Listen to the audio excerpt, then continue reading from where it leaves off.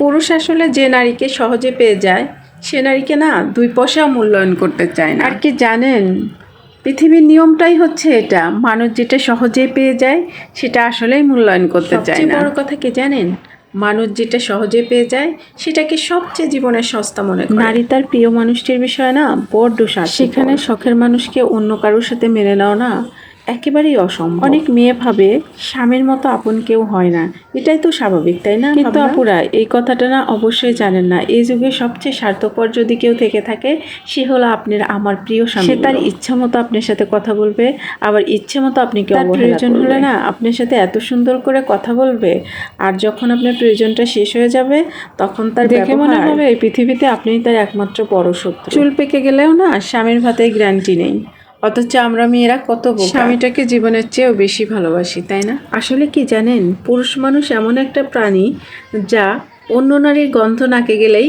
তার বউ ছেলে মেয়ের কথা ভুলেই যায়। পুরো সংসার তছনছ হয়ে গেলেও না এতে তার কিছুই যায় আসে। আবারও প্রমাণ হয়ে গেল পুরুষ তুমি বিশ্বাস এবং ভালোবাসার কোনোটারই যোগ্য না। নারী মরতে রাজি কিন্তু তার স্বামীর পাশে কারুকে দেখতেই রাজি না। তারই বাস্তব প্রমাণ দিয়ে গেলেন আমাদের ইকরা আপু। আসলে ইকরা আপু এই কাজটি করে মোটেও ঠিক কোনো বেঈমান এবং বিশ্বাসঘাতক পুরুষের জন্য নিজের মূল্যবান জীবনটা আসলে নষ্ট করা একদমই ঠিক না। আমি এই নায়কটার নাটক অনেক দেখতাম, আমার ভালো লাগতো তার নাটকগুলো দেখতে, কিন্তু ভিতরের কাহিনী জানার পরে তার প্রতি আমার রুচি নষ্ট হয়ে গেছে। আসলে আমরা মেয়েরা না অতি সহজ সরল, মানে সহজ সরলভাবে আমরা মৃত্যুর পথটা বেছে নিলাম, এতে কার ক্ষতি হলো?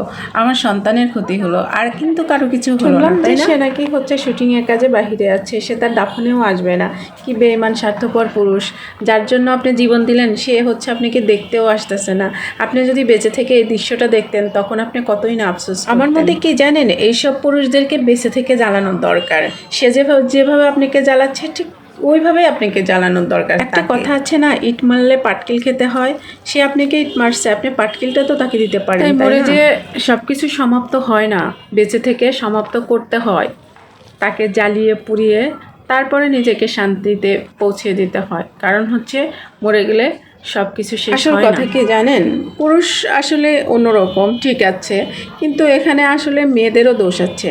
আমরা একটা মেয়ে হয়ে আরেকটা মেয়ের জীবনটা এভাবেই নষ্ট করে দিই, আসলে এটা ঠিক না। পুরুষ হচ্ছে তো চাইবেই, এতে মেয়েদেরকে বুঝতে হবে যে সে আসলে কেমন, কোথায় থেকে আসছে, এগুলো না বুঝে আসলে কারোর সাথে রিলেশনে যাওয়াই ঠিক না। কারণ একটা সংসার, একটা জীবন নষ্ট, কতগুলো জীবন নষ্ট হয়, একটা সংসার নষ্ট হয়। পুরুষ যে খারাপ ব্যাপারটা এমনও না, কিছু কিছু পুরুষ আছে এরকম। তো সব পুরুষগুলো রাগ করবেন না, ঠিক আছে? আমার ভিডিওটা কেমন হলো একটু লাইক কমেন্ট শেয়ার করে জানাবেন। আমি যখন ঘুরতে গিয়েছিলাম খাগড়াছড়ি আলুটিলাতে, এটা আলুটিলার ভিডিও, খুবই সাধারণ, অনেক অসাধারণ একটি জায়গা, খুবই ভালো লাগছিল জায়গাটা। মানে যে ভিডিওটা যে করতে দিয়েছিলাম সে আসলে করতে পারে নাই, তো ওই যে শর্ট একটু ভিডিও নিয়েছিল, মানে পুরো লোকেশনটা নিতে পারে নাই। তো আসলে কি আর করব, ক্যামেরাম্যান না হলে যা হয়।